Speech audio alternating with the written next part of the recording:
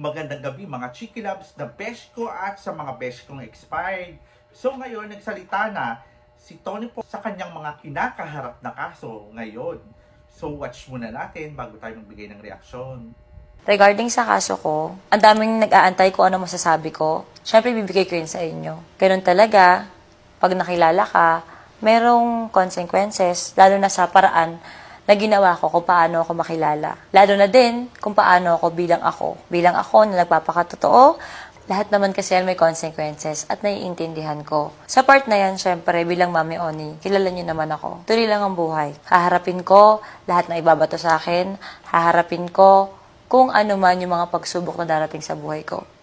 Sa dami kong pinagdaanan, hindi ko kilala yung salitang pagsuko. Tuloy lang ang buhay. Kung ano man ang kalabasan, matalo man ako, makulong ako, ano mangyari sa akin, ako to. At sana mag-set siya as example sa inyo. Kung hindi man, then okay, meron palang kalayaan sa Pilipinas. Meron pala tayong freedom of expression. Again, ako, bilang si Mami Oni, kilala niyo naman ako. Wala naman akong laban na inaatrasan.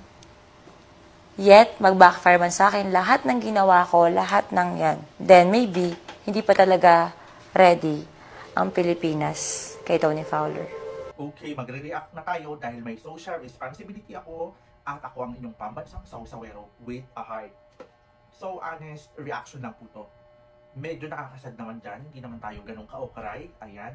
Nakakasad yung part na sinabi niya, nagpapakatotoo lang siya, which is, yun din yung nagustuhan ko talaga sa kanya nung una. Diba? Kaya lang ang naging problem talaga is nasobrahan na. Ayan yung kinain na kasi siya ng sistema, guys. Aminin ba natin o hindi, diba? Sinasabi nga, kakaharapin nga, wala siyang pagsubok na hindi hinaharap, diba? O dapat lang talaga, girl. Kasi syempre, ginawa mo yan eh. Medyo nalunod ka lang sa isang basong tubig. Ayun yung right term para dyan. Kasi nga, hindi ka lang naman isang beses nagkamali eh. Diba? Nakadalawa or tatlo atang pagpapalabas mo ng mga videos mo, tas mga mall shows ka, yung tour mo na sobrang malalaswa na may mga teenagers nakakapanood, pati sa mga social media platforms natin. Kaya dapat talaga kung ano yung tinanim mo, yun yung aanihin mo. Okay? So nakakalungkot lang, hindi naman ako masaya kasi nagkaroon ka ng mga case at baka nga matalo ka. Ang pangit lang naman din, syempre meron pa rin akong pangit na nakita sa'yo.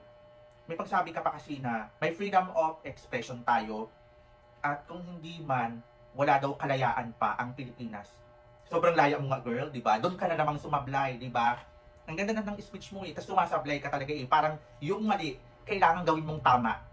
Alam mo, hindi naman kasi lahat ng Filipino katulad mo, di ba? Na ginagawa mo kasi ganito eh. Magaling kasi siyang mag-YouTube, di ba? Yan yung edge niya sa pangkaraniwang tao, char. Kaya nga siya sumikat, di ba? Kasi magaling siyang magyaw-yaw, magaling siyang mambuladas. Kasi alam mo naman yung mga famous work niya kung saan whatsoever man po yan. I don't care. Pero ang mali kasi, yung mali, gusto niyang gawing tama. Which is mali talaga. Hindi maaari yung maging tama kailanman. Ayun po, sinasabi ko rin po sa inyo na hindi po ako perfectong tao, may pagkakasala ako, magkakasala ako, or may mga naging kasalanan ako. Pero sana man lang, bilang isang social media influencer, maging responsible po tayo sa kung anong ginagawa natin. Especially, ina-idolize tayo eh. Tayo ang nagiging role model ng mga nanay. Diba? Katulad niyan, yung mga nanay na grabe siyang i-protektahan, which is, dahil mga kabataan, which is, pangit naman talaga yung ibang pinapakita niya sa social media, diba?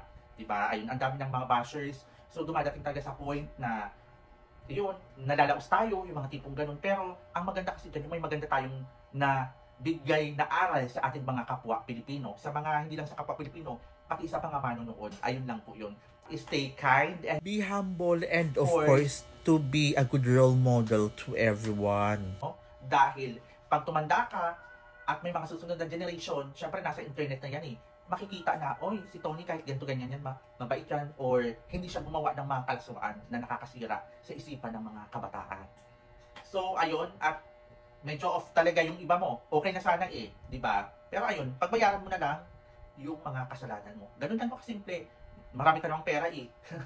Di ba, malay mo, alam mo naman ang justice ng Philippines. Ayan, di ba? Hindi ko naman po sinasabi lahat, pero alam mo naman yung dami yaw-yaw, tiw-tiw. At yun po talaga ang totoo sa atin po. Ano? Na nababayaran daw ang system, especially ngayon. So, tingnan natin, ang dami mo namang kwarta, girl. Go ahead. Sige. Kaya yan ang powers mo. Binunaya ka na, char.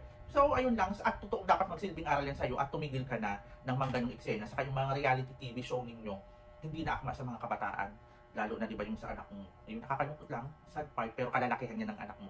So, ayun lamang po at good evening sa inyong lahat.